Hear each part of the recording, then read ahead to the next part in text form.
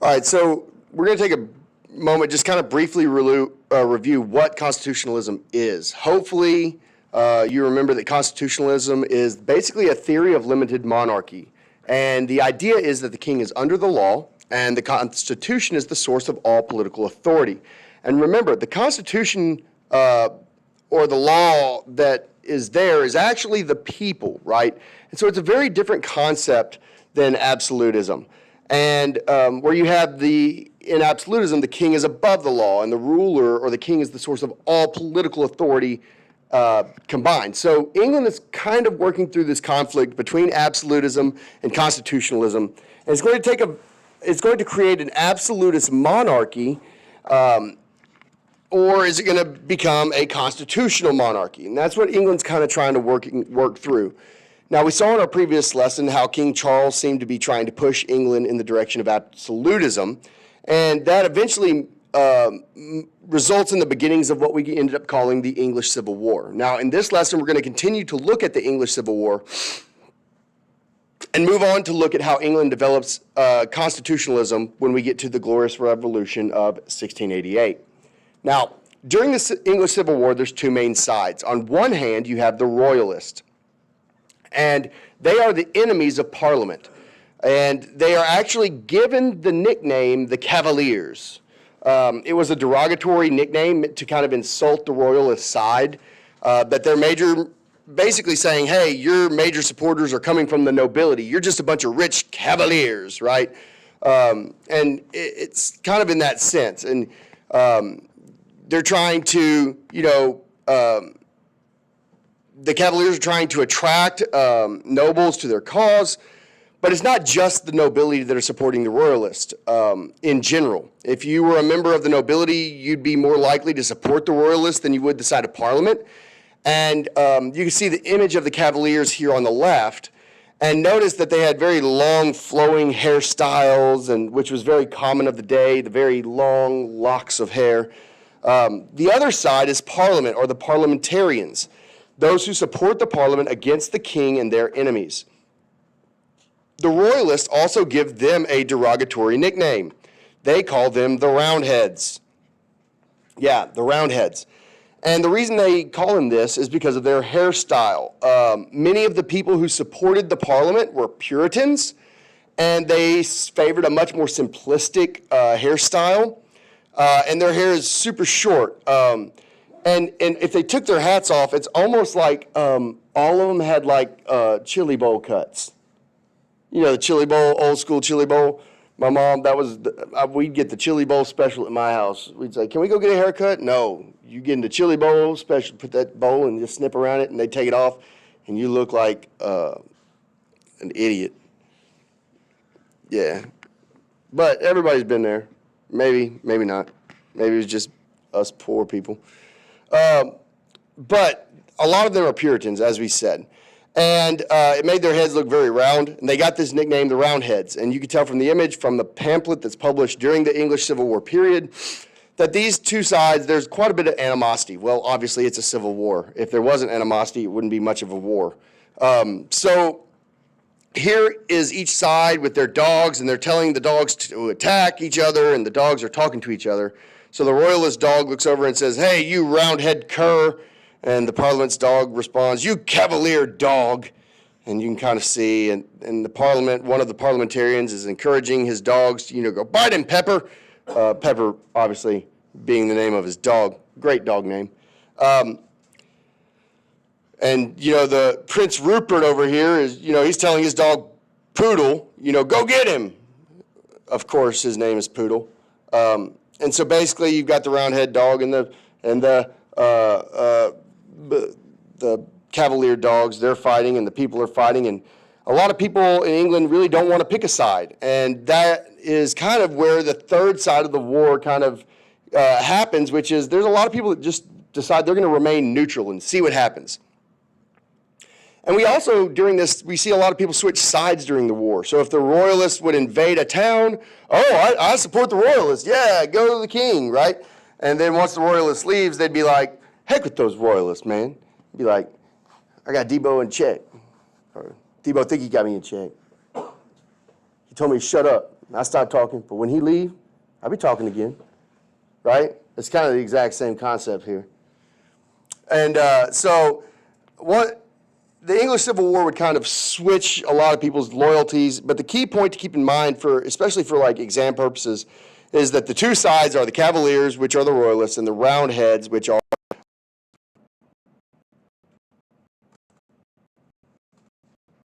there we go. My computer like wanted to fall asleep right there.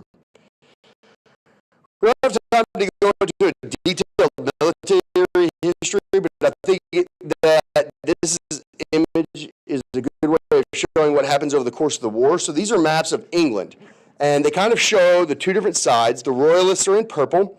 The Parliament is in green, and you can kind of see how things change over the course of the war. The Royalists take over, and then the Parliamentarians take over, and then eventually, Parliamentarians really take over. And you can see that as they move through the phases of the war, the king gains slightly, then he encroaches on their parliament territory, and then Parliament strikes back and takes their territory. And they're winning battles like the Battle of Marston Moor, and we finally get to the end of war in 1645, and you can see how Parliament is really kind of triumphing here by 1645, which is here.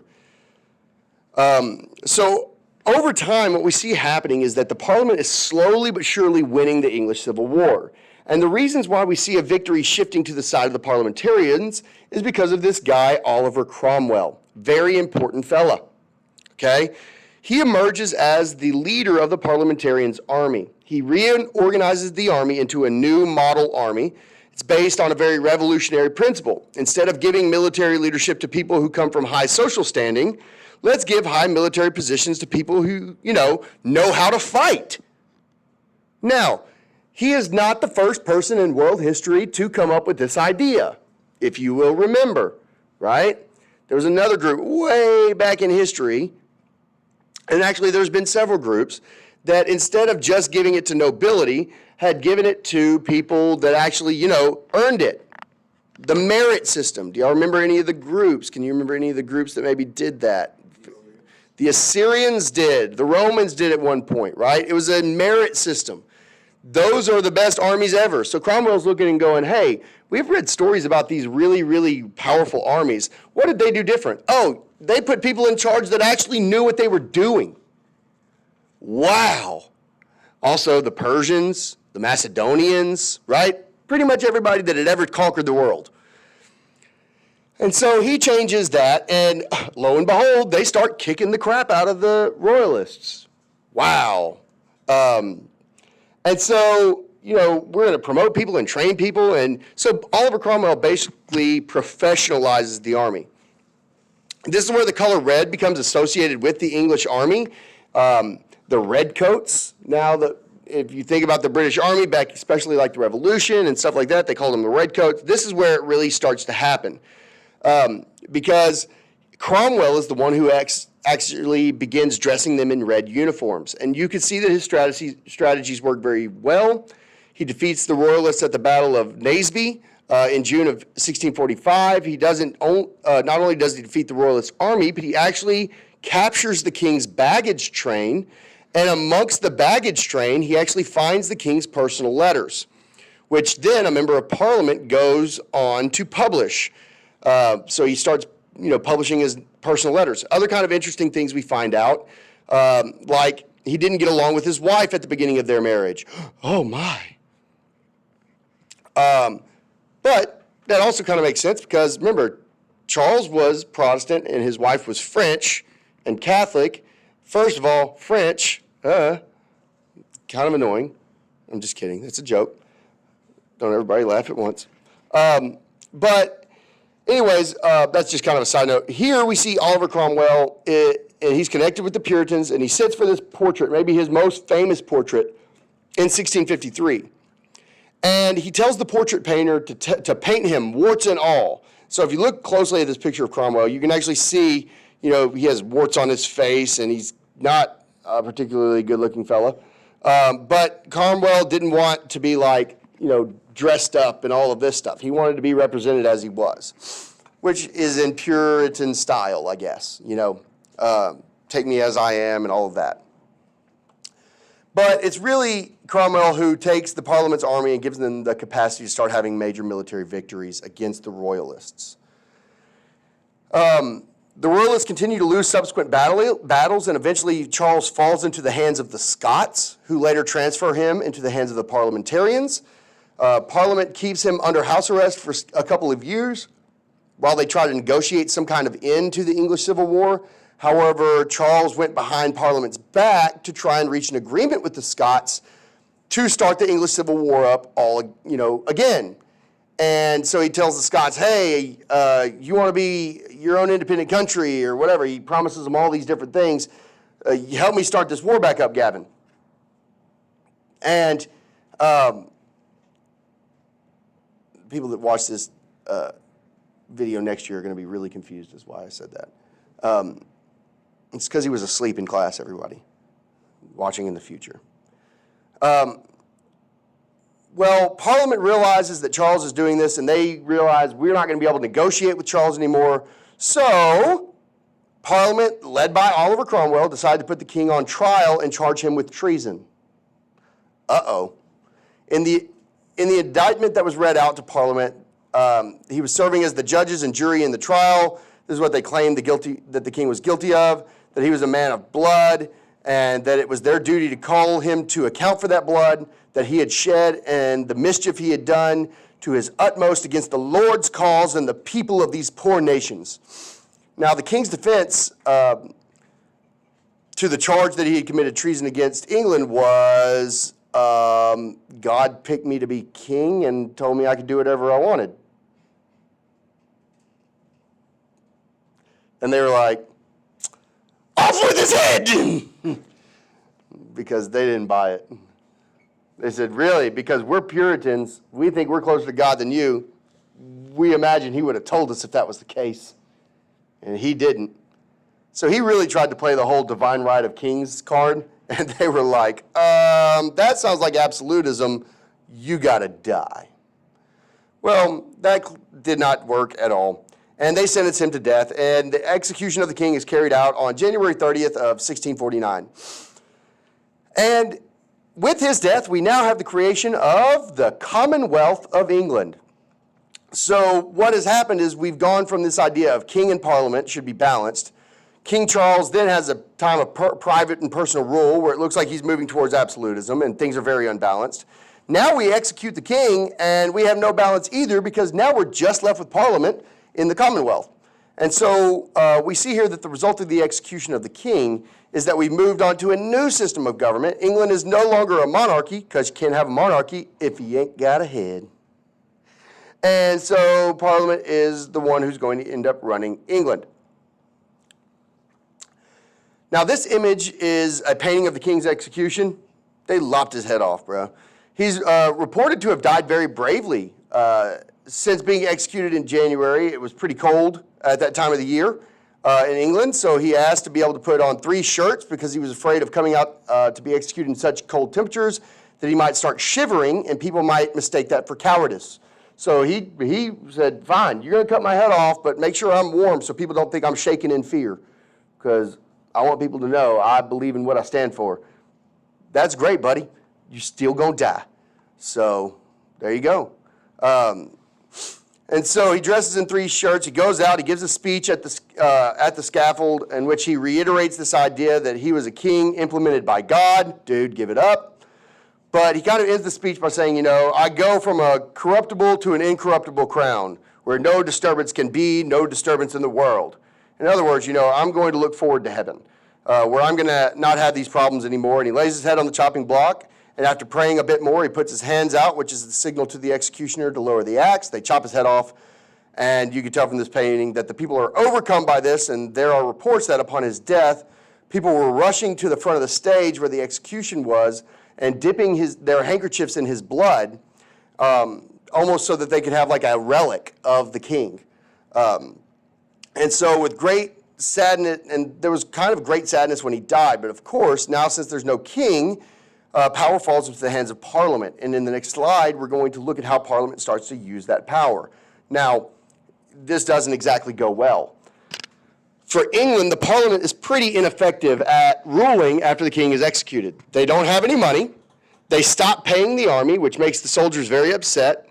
And so it looks like England's going to be on the brink of a military revolt. So who's going to step in?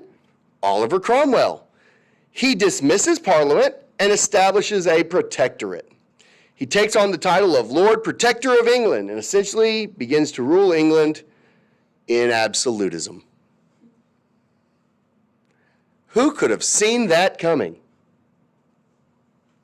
Oh, anybody who's ever watched anything. Yeah, we're going to fight against absolutism. We won. Great. Turn it over to the people. Oh, the people are stupid. They're not doing a good job. Y'all sit down. Let me take care of this. I'll do it. Oh, okay. So he not only is he Lord Protector, but he's a super ultra Puritan Lord Protector, and he starts implementing Puritan policy everywhere. He closes down all theaters because Puritans' view of the theaters are that they are the devil's playground. He also eliminates the practice of playing sports on Sunday afternoons after church because, you know, that's not being properly focused on God. You can't wear makeup because makeup's sin. He cancels Christmas because the Bible doesn't say we should celebrate Christmas. He cancels most holidays because Puritans are no fun at all. And then he's like, isn't this great, everybody? And everybody's like, no. Oliver Cromwell also decides he's going to expand England's reach in the world. He invades Ireland. Remember, we had the Irish Revolt that had started and going on, and there was tensions there, and they were worried that England was going to invade. And Charles was like, we're not going to invade, but we're not going to let you attack us. Well, now Cromwell's like, JK, invading. Hashtag, we coming for you. And all over, Cromwell takes an army to Ireland. He suppresses the Catholics quite brutally. He sends the English armies to fight in the West Indies and in England, looking like places like Jamaica, and starts to expand.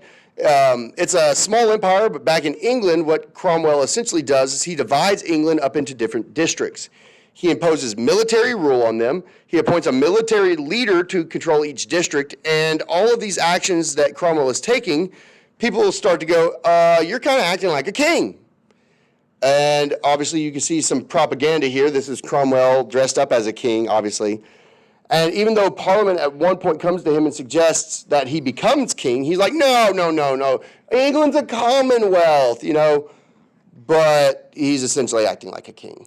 But he doesn't want to be called a king. He just wants all the responsibilities and power of a king.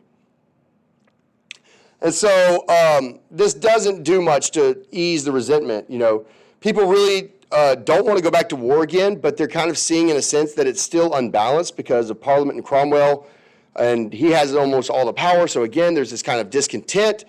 The English people are really, you know, they want to get back to this idea of king and Parliament, and the opportunities come in 1660 when the protectorate falls apart. Oliver Cromwell dies, and initially it looks like the protectorate's going to continue. They ask his son to take over as the new Lord Protector, but his son is not really interested in becoming a king-like figure, and this prompts some of the nobles to reach out and start talking to King Charles's son about coming back to England and becoming a king of England again. So now, we killed your dad, but now will you come please be king? So the family of King Charles I had actually fled to France and been living there for several years. The nobles travel to France where they meet with the eldest son, whose name happens to be Charles. And they tell him, you know, hey, Cromwell's died, and his son's not really going to work out as ruler. Sorry, we killed your dad. Would you please come back and be king? We like kings, please. And they invite him to come back and become king of England. Charles agrees to do this. He comes back. He restores the monarchy in England.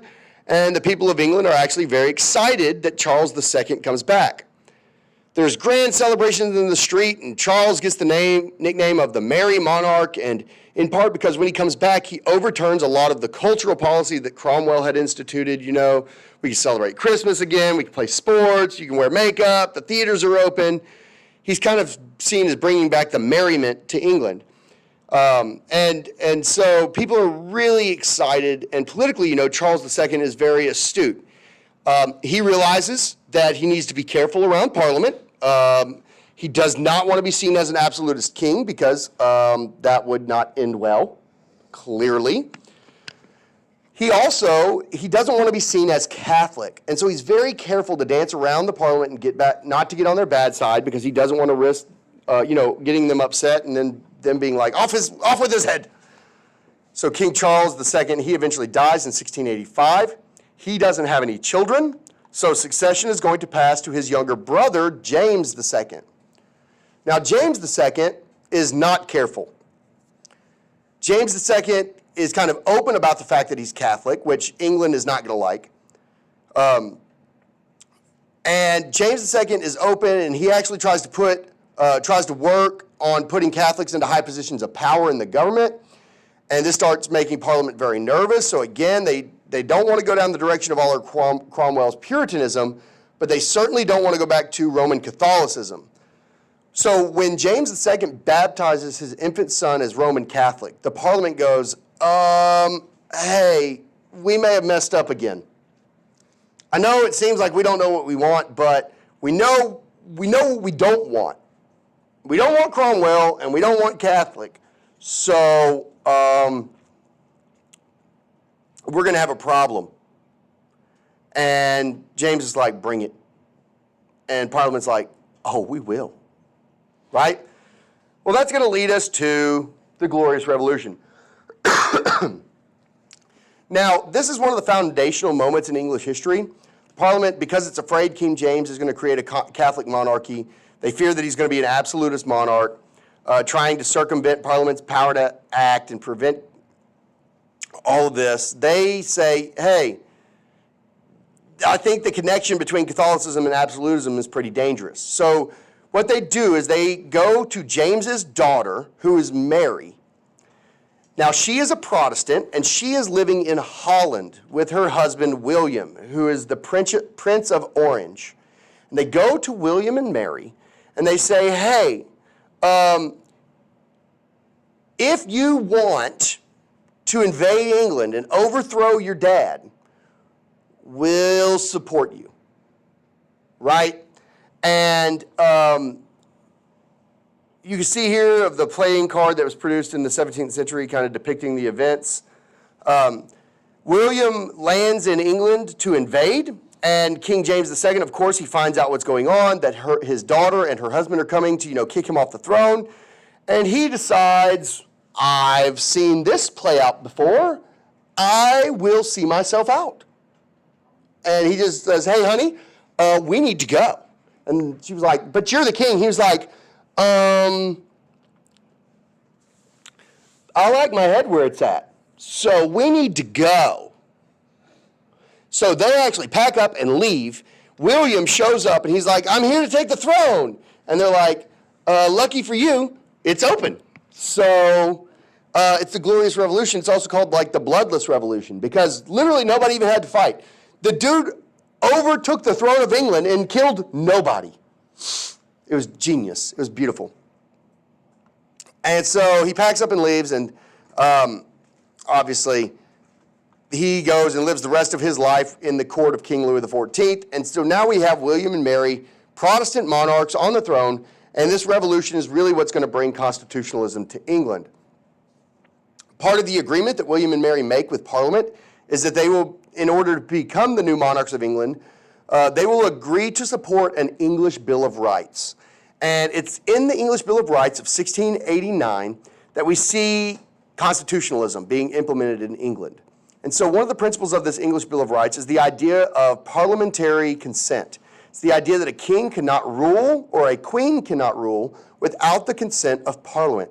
And the idea here is that we're going to go back and try and balance that relationship between king and Parliament so that kings cannot become absolutist kings and gain more power than Parliament.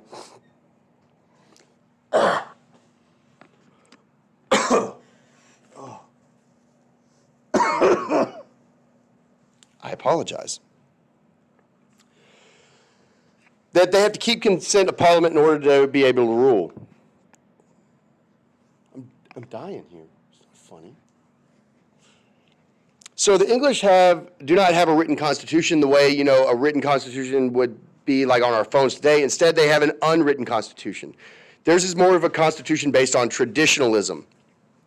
And there are particular documents that will point you to, showing, tradition and of their constitution. The Bill of Rights is one of them, because it has this principle in it that kings are subject to the law, and that's the idea of limited monarchy, which is the bedrock of the constitutional political theory. The English Bill of Rights also spells out various rights and liberties of people of England. We're not going to go through all of them, but some of the significant ones are free elections in Parliament. The king cannot control the elections of Parliament. He can't say, elect this guy and elect that guy. Those elections are free. It grants freedom of speech to Parliament in parliamentarian sessions. Not quite yet of the level of, anybody can say or publish anything they want, but still there are some censorship laws in place. But anyone who is a member of Parliament can speak freely during parliamentary debates. And so it's the beginnings of the idea of freedom of speech.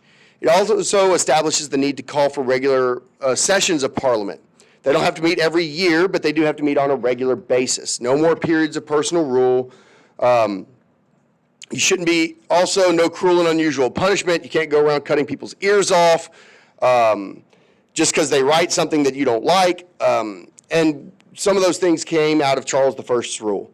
It also establishes the idea of a Protestant succession, that only a Protestant can sit on the throne of England, even today.